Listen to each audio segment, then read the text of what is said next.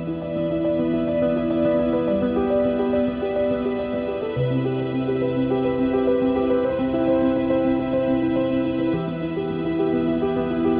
and gentlemen, meet George.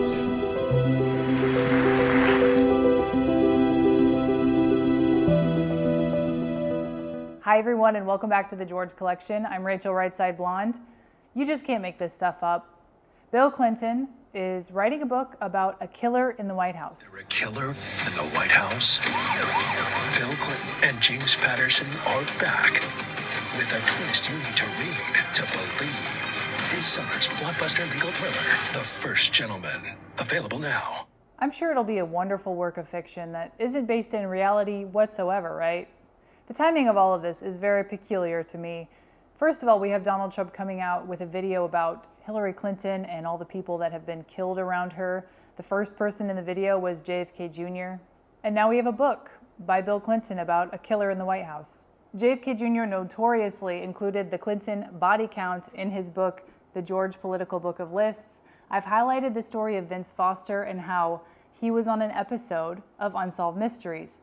And what did JFK Jr. walk out to on Jay Leno on the day of the release of this book? Unsolved Mysteries, the theme song. This is going to be a show about coincidences, and not just coincidences with George magazine, but things that have popped up in my life that really make me scratch my head. I talked about this last week in a short video, but when JFK Jr. took off to go to this flight that he was going on in July of 1999, he was going to his cousin Rory's wedding. After the plane crashed that night, Teddy Kennedy ended up giving the eulogy at JFK Jr.'s funeral. In my daughter's class, and this is crazy, I noticed it obviously a couple years ago when I knew who was in her class, because she has a lot of the same people in her class year after year. But there's a John, a Carolyn, a Rory, a Teddy, a Lincoln, a Barron, a Vincent, and a Henry. And I think that's really interesting. And then she just told me she's getting a new boy next year who's skipping a grade and joining their class, and his name just happens to be Jack. You can't make this stuff up. So naturally, I went back and I looked, okay, what is God trying to show me with all of this, with these coincidences popping up in my life? Maybe I need to look into Rory. Maybe I need to look into Teddy and look at how that all played out, the eulogy, all of those things, because truth be told, I've never actually listened to the eulogy. I've never read it. And wow, when I saw this, it was insane. And so I want to share that with you, and I want to share one other thing with a magazine I've gone through in the past as well, with something I missed. It's very interesting as well. So I hope you enjoy this show. I'm going to be showing you the March 1997 cover.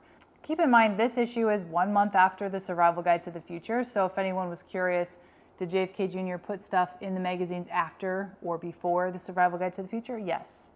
And I'm going to prove it right now. On page 37 in this issue, and I've covered this specific page before, it talks about the sleepover at the Clintons' place. Now, the Clintons got in trouble for this because people said they were renting out this room for donations. So it was a quid pro quo type of thing. And I think the people on this list were very interesting. In the first show that I covered this, I went through each person and kind of showed how they're all kind of anti-Donald Trump at this point. Interesting that they all were guests at the Lincoln bedroom in the White House with Clinton.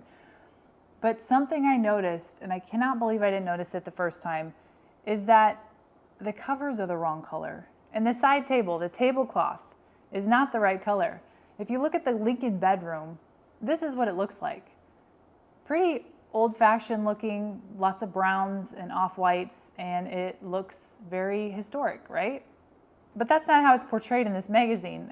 The bed looks the same, the headboard looks the same, but look at the color of the tablecloth.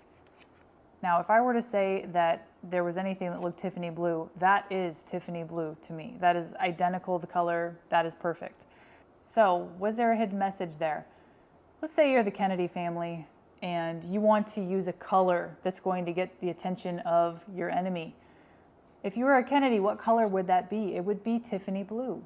So the fact that Tiffany blue was used here as the table cover, talking about a sleepover at the Clintons' place with people like Tom Hanks, Spielberg, and others, I don't think it was a coincidence. And I think that was another jab from JFK Jr. to the Clintons through his magazine, George. Now I want to read part of the eulogy that Ted Kennedy read at JFK Jr.'s funeral. You can't make this up. The very first people he addresses at JFK Jr.'s funeral, let's read. Thank you, President and Mrs. Clinton and Chelsea, for being here today. You've shown extraordinary kindness throughout the course of this week. Once, when they asked John what he would do if he went into politics and was elected president, he said, I guess the first thing is to call up Uncle Teddy and gloat. I loved that. It was so like his father. From the first day of his life, John seemed to belong not only to our family, but to the American family. The whole world knew his name before he did. A famous photograph showed John racing across the lawn as his father landed in the White House helicopter and swept up John in his arms. When my brother saw that photo, he exclaimed, every mother in the United States is saying, isn't it wonderful to see that love between a son and his father, the way that John races to be with his father? Little did they know, that son would have raced right by his father to get to that helicopter. But John was so much more than those long ago images emblazoned in our minds. He was a boy who grew into a man with a zest for life and a love of adventure. He was a Pied Piper who brought us all along. He was blessed with a father and mother who never thought anything mattered more than their children. When they left the White House, Jackie's soft and gentle voice and unbreakable strength of spirit guided him surely and securely to the future. He had a legacy, and he learned to treasure it. He was part of a legend, and he learned to live with it. Above all, Jackie gave him a place to be himself, to grow up, to laugh and cry, to dream and strive on his own. John learned that lesson well. He had amazing grace. He accepted who he was, but he cared more about what he could and should become. He saw things that could be lost in the glare of the spotlight, and he could laugh at the absurdity of too much pomp and circumstance. He loved to travel across this city by subway, bicycle, and rollerblade. He lived as if he were unrecognizable, although he was known by everyone he encountered. He always introduced himself rather than take anything for granted. He drove his own car and flew his own plane, which is how he wanted it. He was king of his domain. He thought politics should be an integral part of popular culture, and that popular culture should be an integral part of politics. He transformed that belief into the creation of George. John shaped and honed a fresh, often irreverent journal. His new political magazine attracted a new generation, many of whom had never read about politics before. John also brought to George a wit that was quick and sure. The premiere issue of George caused a stir with a cover photograph of Cindy Crawford dressed as George Washington with a bare belly button. The reliable source column in the Washington Post printed a mock cover of George showing not Cindy Crawford, but me, dressed as George Washington, with my belly button exposed. I suggested to John that perhaps I should have been the model for the first cover of his magazine. Without missing a beat, John told me that he stood by his original editorial decision. John brought this same playful wit to other aspects of his life. He campaigned for me during my 1994 election and always created a stir when he arrived in Massachusetts. Before one of his trips to Boston, John told the campaign he was bringing along a companion, but would only need one hotel room. Interested but discreet, a senior campaign worker picked John up at the airport and prepared to handle any media barrage that might accompany John's arrival with his mystery companion. John landed with the companion all right, an enormous German Shepherd dog named Sam he had just rescued from the pound.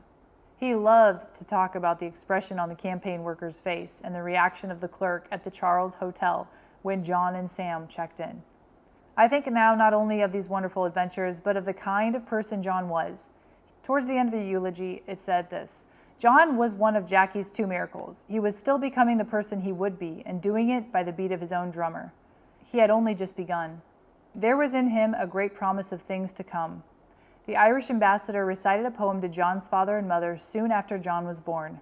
I can hear it again now, at this different and difficult moment.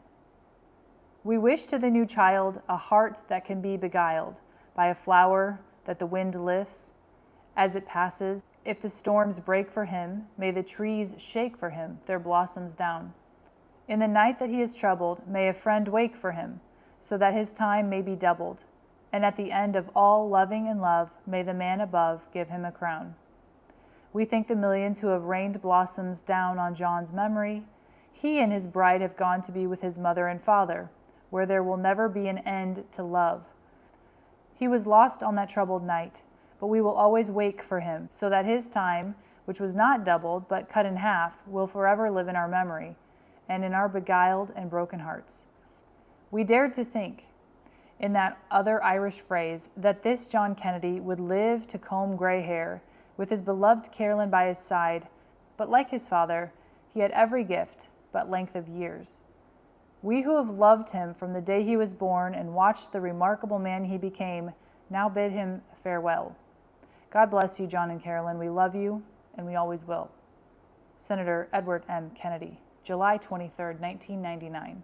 Such a beautiful passage, and I love how Ted brought up John Kennedy Sr., because in this magazine, where JFK Jr. puts the lovely pictures of the Clintons having a sleepover at the White House, he has this as well. On page 66, it says, "The lobbyists don't like you. The voters don't like you. The majority doesn't like you. Our judges will love you. Elected officials risk losing re-election bids for many reasons, but none is more noble than taking a stand for the greater good in opposition to powerful special interest groups or the pressures of constituents. It's exactly this kind of political risk-taking that is typical of a Profile and Courage Award winner. And right now, the John F. Kennedy Library Foundation invites nominations for this year's award, honoring publicly elected officials at all levels of government for exemplary acts of political courage as described by President Kennedy in his Pulitzer Prize-winning book, Profiles in Courage. For those elected officials, acting in accord with their conscience, risk their careers by pursuing a larger vision. In opposition to popular or powerful pressures, the award presented at a ceremony in May is accompanied by $25,000 monetary prize and a silver lantern designed by Edwin Schlossberg, Inc. and crafted by Tiffany & Co. I just think that's so cool. He puts the Profiles in Courage Award in here talking about opposing special interest groups. But then you turn the page and there's another picture of his father. Since 1960, no president has ever been out of contact with the rest of the world. Should you operate any differently? And it's a picture of JFK. So they're talking about being in touch with everyone in the world. You turn the page and it talks about who's using what and who's who from Washington and beyond, healthcare from outer space, up the river via the internet. So it's talking about the interwebs, the outer space. It's talking about connections, NASA, all those kind of things. It even says, consider the possibilities, remote politicians. But then I think this is very interesting. On page 71, it talks about the ball. AdCom rolls out the most evolutionary advanced in-home entertainment technology since the remote.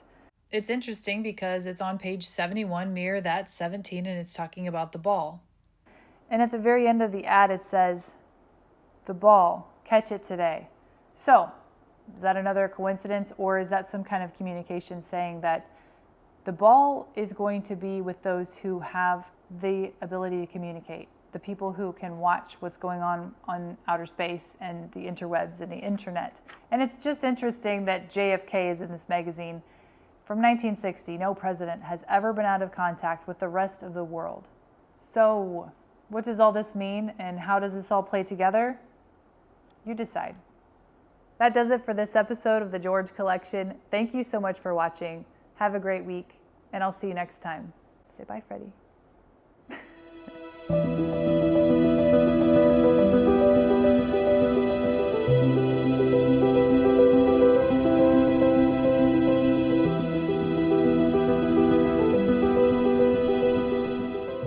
Of this extraordinary magazine, George, which is a hoot of a magazine. I thought you were a lawyer. I was. What happened? Well, we decided, actually taking a cue from folks like yourself and you around the 1992 election, that there was an opportunity here to change the definition of a political magazine. Certainly the way Americans were accessing information about politics and politicians was changing.